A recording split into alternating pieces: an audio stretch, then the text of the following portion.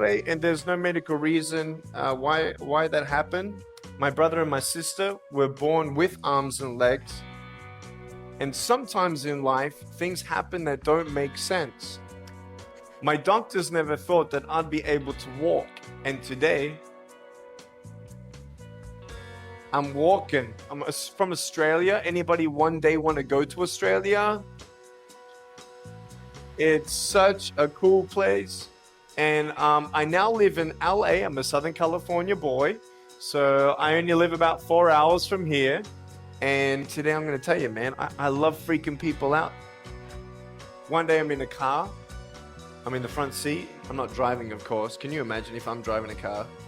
They reckon they can put a joystick, that thing that controls my wheelchair, we can put that in a car. Like, how fully sick is that? Like, imagine if I get pulled over by the cops. Can I have your driver's license, please? Yeah, but it's over there. You're going to have to get it.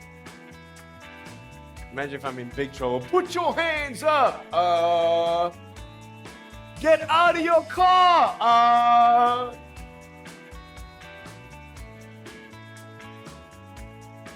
So I'm in the front passenger seat, we're at the traffic lights, and this car comes up next to us, and this girl's looking at me. And I'm looking at her, she's looking at me, I'm looking at her, she's looking at me, I'm looking at her.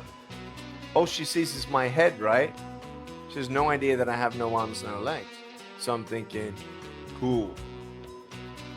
I'm gonna freak you out. So I get the seatbelt in my mouth and I loosen it like this so that I can freely move. And she's looking at me like, why are you eating your seatbelt?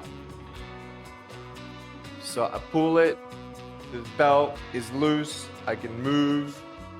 Now she's looking at me, full 100% attention and focus. And just imagine all you see is my head, all right? You might want to put up your hand up to your face to cut off the rest of my body, all right? So you can really see the effect. So just, that's it, exactly. Here we go, ready? I just did this.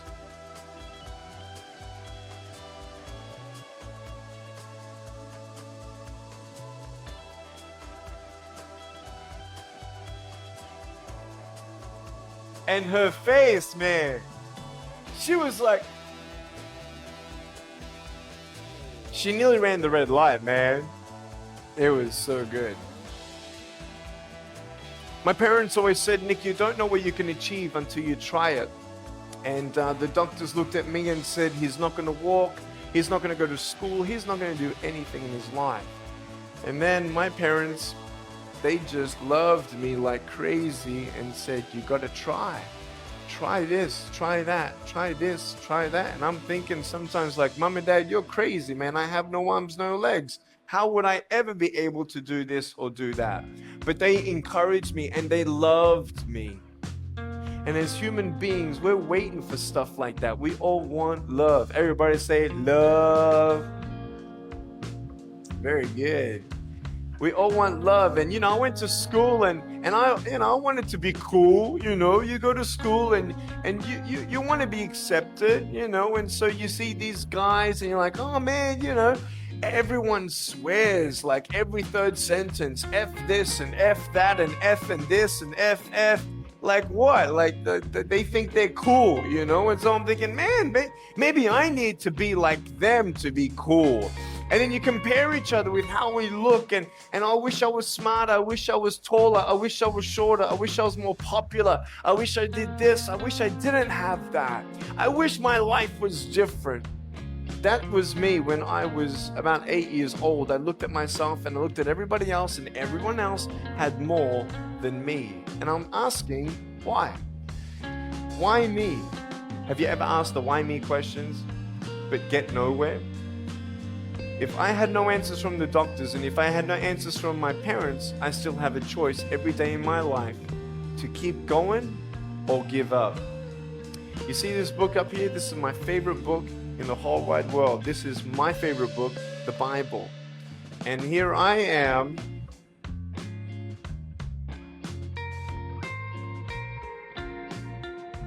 And for me, that's my full potential in all that I can be here on earth. And so encouragement takes me closer to all that I can be, and discouragement takes me away. You see, it only takes 3 seconds for someone to tease me when I was at school and just say, hey, you're ugly. Yeah, you can't do this and you can't do that. And some of you thinking like, man, seriously? You had kids picking on you? Like, how heartless are those kids? Picking on me with no limbs? Like, you would probably say, well, I'm not that bad. I wouldn't pick on a kid with no limbs. But why would you pick on anyone? Well, because it's fun. It's just culture. Okay, we'll get to that. But for me facing all that stuff, I'm getting these seeds. Everybody say seeds. S-E-E-D-S, seeds. Have you seen the pictures of the sequoia reds up here in California? These huge trees. Like some of the trunks could be as nearly big as this room. I've seen those photos where they've actually dug out a tunnel in a trunk of a tree. You can drive a full-size SUV right through it. That all started with a little seed. If you leave a seed of lies in your heart and in your mind and you don't know the truth, if you don't know the truth, you will die with the lie. I started dying because I started believing what I was told. I want you to know the 3 things that I needed to come to in my life is the truth of my value, the truth of my purpose, and the truth of my destiny. I want you to know something. In our mind, we put ourselves down all the time. I want to ask you today, do you think I'm cool enough to be your friend? But I don't swear, I don't use the F-bomb. Am I still cool enough to be your friend? But I don't tease people. Am I still cool enough to be your friend? But I have no arms, no legs. Seriously.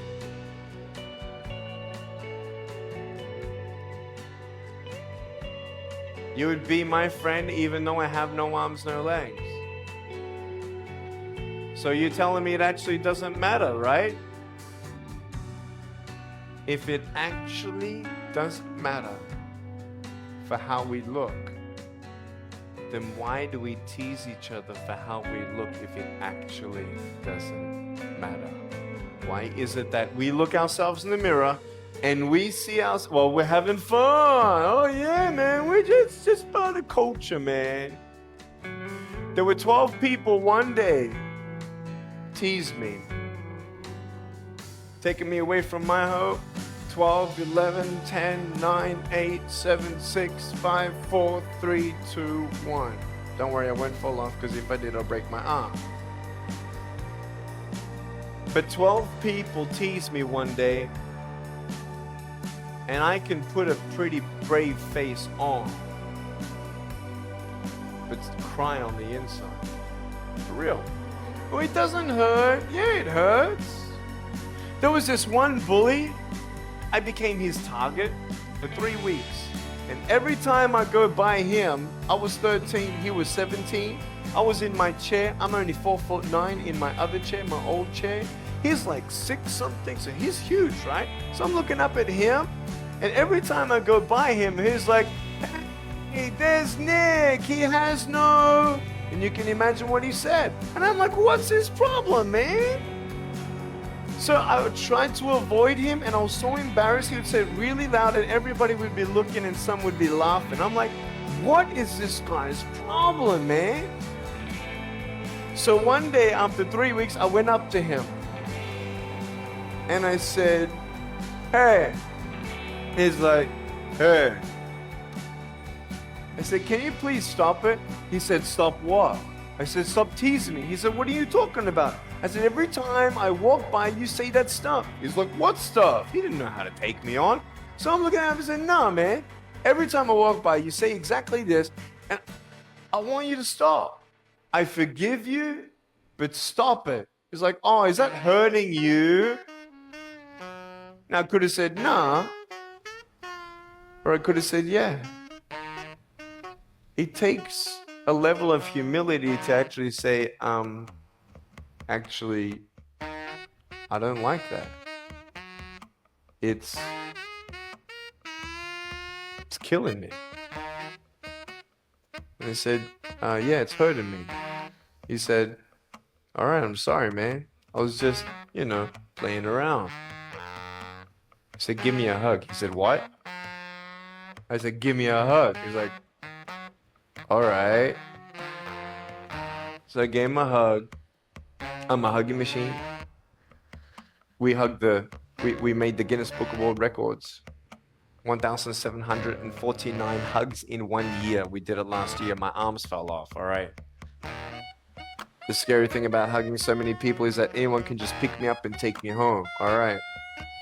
Like, what am I gonna do? Like, eat them as all like, pretty mean headbutt, right? I want you to know that you might be playing around. I could pretty much say that 98% of you have teased someone in your life. I tried to commit suicide because of people who thought they were having fun, not knowing the hell that I was going through. The people you're teasing, what if the person you're teasing is the person who's thinking of committing suicide? What if the person you're teasing is the one who's trying to commit suicide, who hates their life because of you? You don't know if the person you are teasing is the son or daughter of a drunk at home getting abused. And all they need is someone like you to keep on pushing them this way. We need hope. So find something else to do. Find positive things in your own life. I don't care about how you look. I will never, ever, ever tease you. I will never tease you. I could tease you. I could be tough. People thinking that bullying is tough. It ain't tough. My wheelchair, this is tough. This thing, man. I'll tell you something. Ready? This wheelchair. This thing's so tough. When my friend built this for me, he said, you're gonna love it. I said, what, does it go fast? He said, no, but it's tough. And I said, well, what do you mean? He said, you'll find out. The torque in these motors at the bottom at the back, this thing, if someone's holding it, I'm telling you, it can go 90 degrees. I went 80 degrees up, all right? Someone's holding me to make sure I don't tip back. My wife, she loves shopping with me because she just jumps on the back and we go shopping. Like, she just shops and shops because she doesn't drop, right? We just go and do it. It's fun. Now, what I tried one day to do, you'll never believe me, maybe you will, just know that every word that comes out of my mouth is not an exaggeration. One day, I needed to move a car. So I got my wife to put my car, my 66 Chevelle, in neutral. It's a 2.5-ton car. And I backed it back with this thing.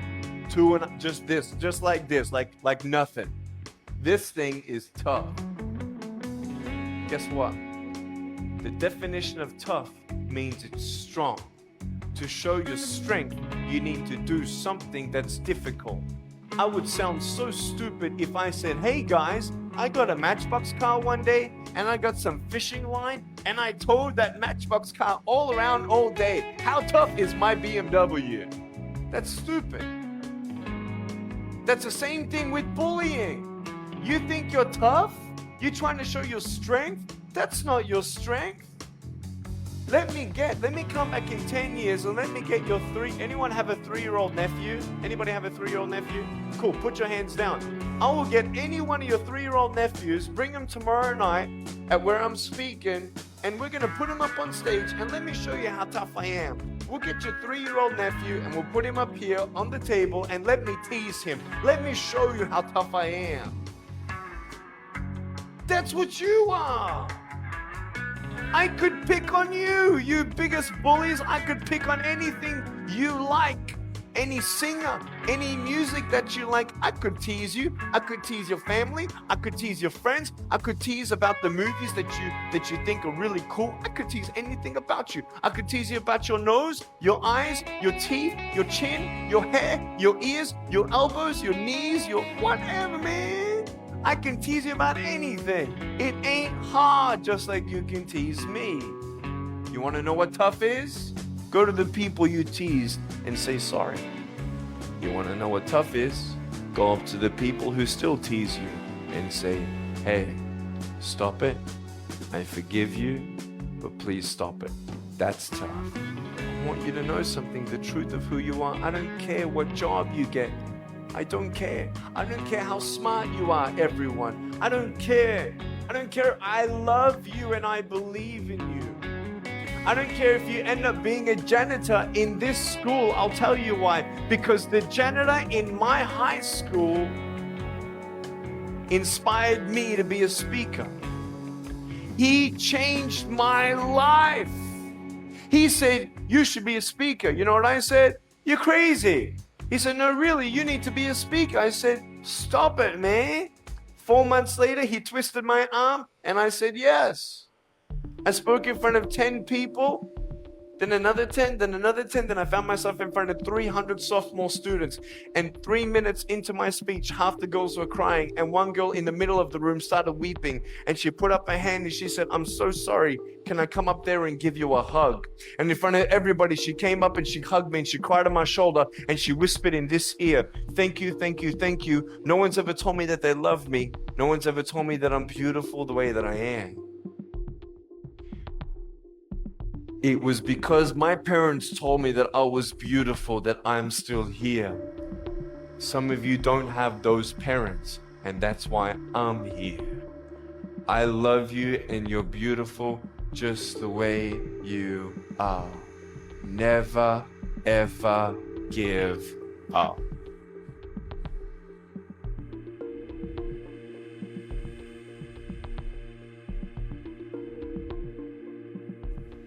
How many schools do you think that I spoke to actually stopped bullying altogether? Okay. Whoever said one, you were correct. One school out of 600, I got a letter from the headmaster, and he said, Nick, you forever changed our school, blah, blah, blah. We haven't seen any bullies pick on anybody for 8 months straight. We don't know what happened, but in the best words that I can describe, there's just a new thought in the air that it just ain't cool anymore. It just ain't cool. I want to ask you, what are you going to do? Are you going to continue on at the risk of knowing that in each section, this section right here, 5 people already trying to commit suicide? That section there, 5 people. When you extrapolate it out, what if the person you're teasing is one of those, and you have no idea? Would you find something else to do? So, the change is up to you. If you want to see more love in your school, be love. If 50% of the school come together and say, you know what, it just ain't cool anymore, the people who think it's still cool, every time they look down upon you, I want you to imagine my face looking at you. Because I'm telling you, everyone you're teasing is my brother and my sister. And you're my brother and you're my sister. And I'm asking you to stop. Love yourself a bit more. Love each other a lot more.